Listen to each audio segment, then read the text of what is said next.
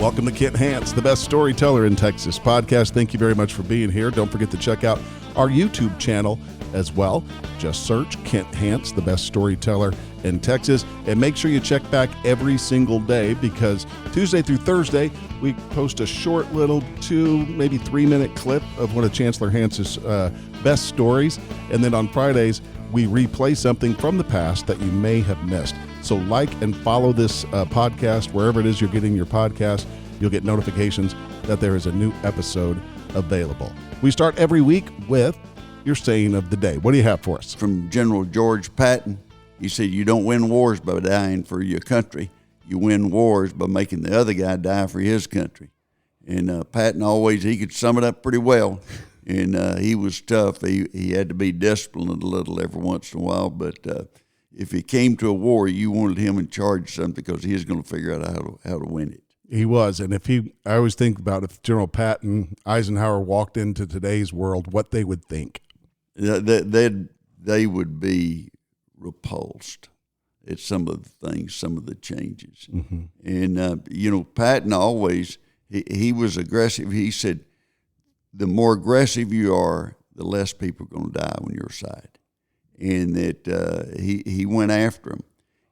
They had him, Black Jack Pershing was head of Fort Bliss over in El Paso. And he told General Patton, said, "Now you keep, Pancho Villa out of Texas and New Mexico. Keep him out of the United States." And about 2 weeks later, he, said, "Well, where is Patton?"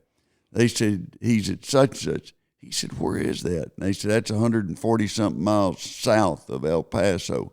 He said, "He can't invade another country." And so he called him back, and got on to him and everything. And he said, "You told me to keep him out of Mexico, out of New Mexico and Texas. Has he been in there?" "Nope." And he was a good soldier.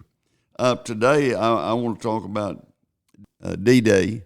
And one of the great Texans of all time was, General Earl Rudder, and who did so much in a short period of time. He didn't even make it to his 60th birthday.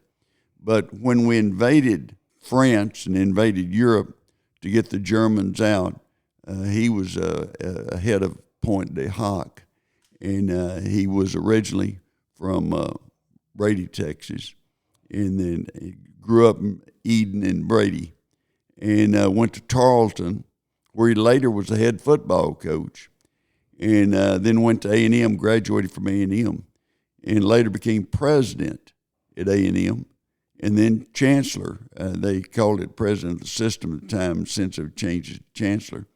I told John Sharp, John served on the Railroad Commission with me as a friend, that he had done such a good job at A&M, they might say that he's better than Earl Rudder. And Sharp goes, "Shh, don't say that." I used to get upset about that, and nobody's better than Rudder. And, Rudder did some things that were controversial at the time. He said, "We're going to let women in. We're going to grow this university." And Sharp has grown it to its largest university in the nation. It got over 70,000 students. And, Rudder was a guy that helped win the war. He was courageous, and he was a lieutenant colonel in his early 20s when he was leading things in the invasion day on D-Day there in Normandy.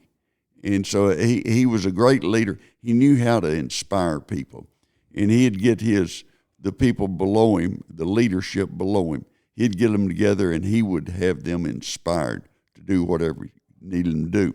When we had trouble at the Battle of the Bulge, they called in Colonel Rudder, was colonel at the time before he was general, and they called him and put him in charge of it and got things turned around. Mm-hmm. But he was a real hero, and he's the type of person that you could count on.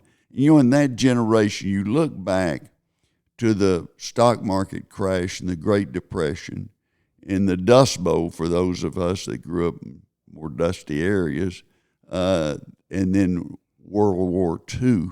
Some people that were just children at that time have turned out to be pretty good citizens also.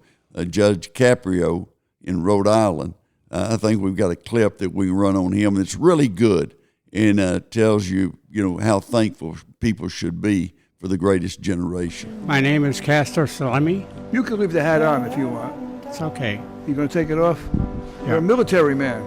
Yes, served in the Army from 43 to 46.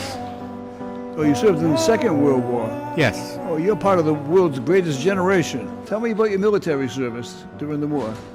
I served 1 year in New Guinea, and we made preparations to land in Luzon in the Philippines to free the countries. How old are you?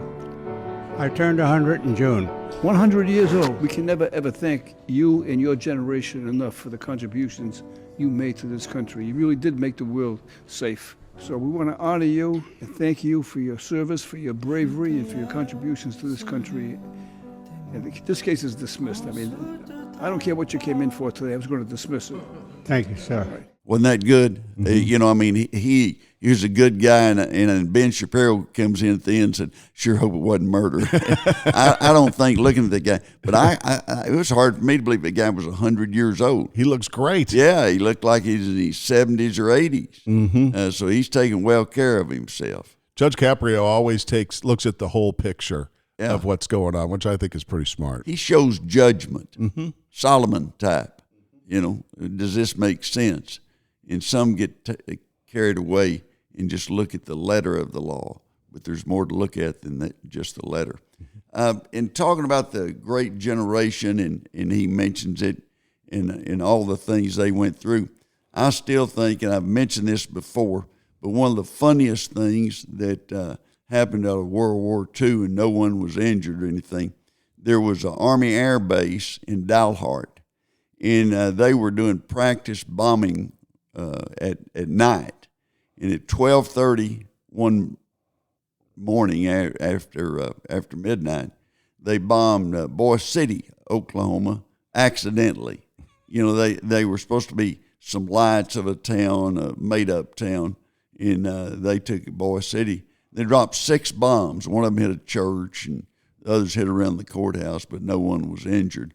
And the sheriff sent a telegram to the Highway Patrol in Oklahoma City and said, the Japanese, and I think I'm being very lenient on, he didn't say, he shortened it. Mm-hmm. And the Japanese are bombing Boise City. And the guy in charge at Oklahoma City said, he was thinking, why would they bypass, Los Angeles, Las Vegas, Phoenix, and Albuquerque to go to Boise City? He thought, it doesn't make sense. And finally they got a highway patrolman from Guyman over to Boise City, and he figured out what had happened. They talked to the Army Air Base, and they said, yeah, we feel real bad about that we bombed you. That's a trivia question. The only city or town, it's really a town, in the lower 48 that was bombed in World War II is Boise City, Oklahoma. Their congressman, Congressman English, when I was in Congress, was a great guy and had a good sense of humor. And he said, you got to be very strategic if you're going to bomb Boise City. I mean, it's not real large, and you got to pick out someplace, and they didn't. They did a little damage to the church. I think it's First Methodist Church. And in the Methodists, they didn't blame the Baptists or Church of Christ or anybody like that. They didn't think that it was something bad happened. I tell you that unusual things happen. One that was funny this last week, but it's sad.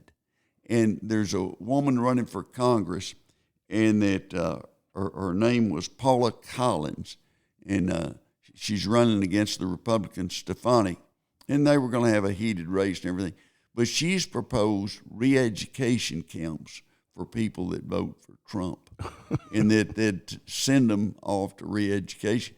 That's Russia. That's China.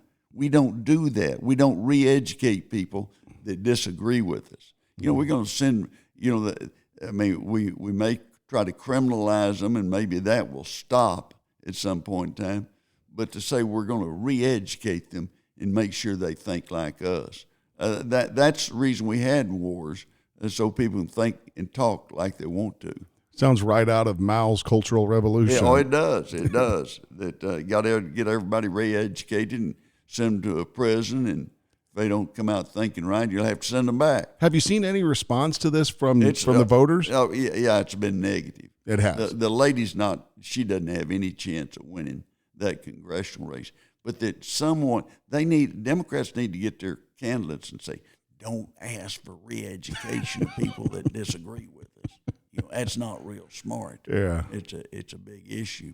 We had, last week, we had a lot of bad weather out in West Texas, and there was a hailstone that was picked up by storm chasers out of Oklahoma City, and it was 7.5 inches in diameter. Wow. And it was the size of a little cantaloupe. Look, if you're out in West Texas and storms coming up, listen to a radio, and if they say we've got cantaloupe-sized hail going to be hitting in a certain area, stay away from that area. I had one. I got in one time, and they were baseballs. Mm-hmm. And the first one hit the top of my car, and I thought, what is that? And the next one splattered the windshield. As you were driving? Yes. Wow. And it did severe damage. It made dents that you could put your fist in. Wow. And you get out on the plains like that where a storm will be coming out of the Rockies, and it'll be building up, and it'll be real hot, and there'll be moisture, and the front will be coming through. You can get in a bad situation. So that was in Vigo Park, which is between Tulia and Happy, Texas. And but it was 7.25 inches in diameter. That's big Texas. hailstone. That's Texas size hail. Yeah. That one you can show it to people and say, this little hailstorm we had here. Mm-hmm. There was a study done, and they were talking about tipping, and that baby boomers complain the most out, but they tip the most. Mm-hmm. It may be because they're older. I don't know, but 10 to 20% is pretty healthy tip, and I don't mind. Rarely does anyone tip in Europe, and just a different circumstances. They like to see Americans show up and say, hey, they won't know any better, they'll tip. Have you noticed, though, that more people than ever are asking for tips? Things you never tipped for before are now asking for tips. Like if you order from the counter, they'll have a tip jar up there, mm-hmm. and they don't want you to cling it. They want real soft money going in there, and they'll put a little money in there to, try to encourage you to tip a little more. But they're just taking your order. They don't bring it out or anything. I tip, anytime somebody's waiting on me at the table, and they're not getting paid. They're making their money out of tips. Mm-hmm. They're making a couple bucks an hour. Yeah, $2.50 or whatever, $3, something like that. Yeah, so they need the tips. And a person that works in a high-end restaurant that waits tables, they can do really well, but they are professional waiters and waitresses. That's what they do, and they're good at it. They're good at it, and you go to Eddie V's, mm-hmm. You're gonna need a tip, but you're gonna have good service. It's not like if you're going to a McDonald's and order at the kiosk and then move forward. It's not that way. But I always say I like to hire people that could wait on 8 tables in Del Rio and keep everybody happy. That's the kind of person that you want, because they can juggle the ball and still keep everybody in a happy state of mind. They got to be really good at anticipating. Yep, they got to anticipate every minute. 30 years ago, we had over 2,500 Kmarts mm-hmm. in America. And I saw there's 6 left. Really? And somebody's always going to come along if you're not careful, and you can be the big dog, and all of a sudden you're going. Sears and Roebuck, back in the 30s and 40s and 50s, that was the place. Mm-hmm. And Sam Walton changed all that. He made sure that he had a better model, and it worked well. And one thing he said in his book, people vote with their feet. If they don't like what you're doing or they don't get good service, they'll just walk some other place. and be done with it. But he and Target, Costco, those companies were the ones that just ran the Kmart's out of business. And now Jeff Bezos at Amazon's trying to run them out of business. Yeah, So- and he's making a hard run at it.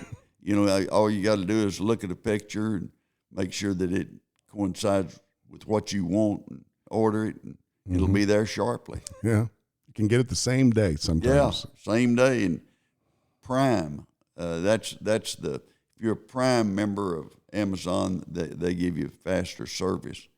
And we didn't have an order come to the house for a couple of days, and the neighbors checked to see if we were okay. Afraid we'd died or something on them. Passing of time and people going out of business, Pat Sajak has retired and started in 1981. Has done over 8,000 shows. I always enjoyed watching. I had a friend of mine, his dad died, Jimmy Frank Davis. His dad is Jack Davis. And I called Mrs. Davis when he died, and she said, well, he played dominoes with Governor Smith today, and he came home and was watching Vanna White flip those numbers, and he just slipped on out to heaven. So that's good. That's good. That if you're going to go, you need to go the way you like. Yeah. And he enjoyed Vanna flipping those numbers. She's paid like $3.5 million for flipping those numbers. That's a pretty good job. Yeah, that's a really good job. She's classy, and fits the mold of what they want and fits their audience. The other is Family Feud. Yeah, I love that. I always watch Family Feud and the facial expressions of Steve Harvey. Yeah. But he is hilarious. I mean, they'll say something kind of off color, and he just goes, has a. He looks like, are you sure you want to say that? Yeah. Or did you just say that? I don't believe I'd told that. It's kind of his attitude, but he's Right. good. He does a great job. He makes everybody feel comfortable. He does. He does. And even the viewers at home and the players on the set, he's always really good. He's done great, and he's enjoyable to watch. Saying of the day was George Patton said, you don't win wars dying for your country. You win wars making the other guy die for his country. George Patton was always serious on his quotes. Thanks for listening and have a great day.